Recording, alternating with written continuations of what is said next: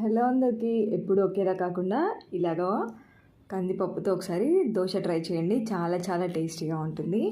First ఒక glass కందిపప్పు, 2 గ్లాసుల బియ్యం వేసుకొని ఒక హాఫ్ అన్ అవర్ కానీ 1 అవర్ కానీ నానబెట్టుకోవాలి.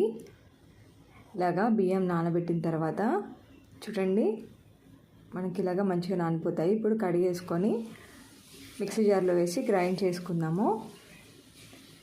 ఇప్పుడు ఒక బౌల్లో ఈ మిశ్రమాన్ని అంతా వేసుకొని ఒక మిక్సీ జార్ తీసుకొని 4-5 పచ్చిమిర్చిని ఇలా కట్ చేసి వేసుకోవాలి. అలాగే కొంచెం కొబ్బరి, 2 ఇంచుల అల్లం వేసుకొని గ్రైండ్ చేసుకొని వేసుకుందాము. ఇప్పుడు రుచికి తగినంత ఉప్పు, కొద్దిగా జీలకర్ర, చిటికెడు వంట సోడా వేసి ఒకసారి కలుపుకుందామండి. ఇప్పుడు దోశ పెనం హీట్ అయిన తర్వాత దోశ అనేది వేసుకుందాము. ఈ కందిపప్పు దోశ చాలా చాలా టేస్టీగా ఉంటుంది, అట్లా హెల్తీ కూడా. చూసారు కదా ఎంత మంచిగా వచ్చాయో దోశలు. మీరు కూడా తప్పనిసరిగా ట్రై చేయండి, చాలా చాలా రుచిగా ఉంటాయి. Thank you for watching.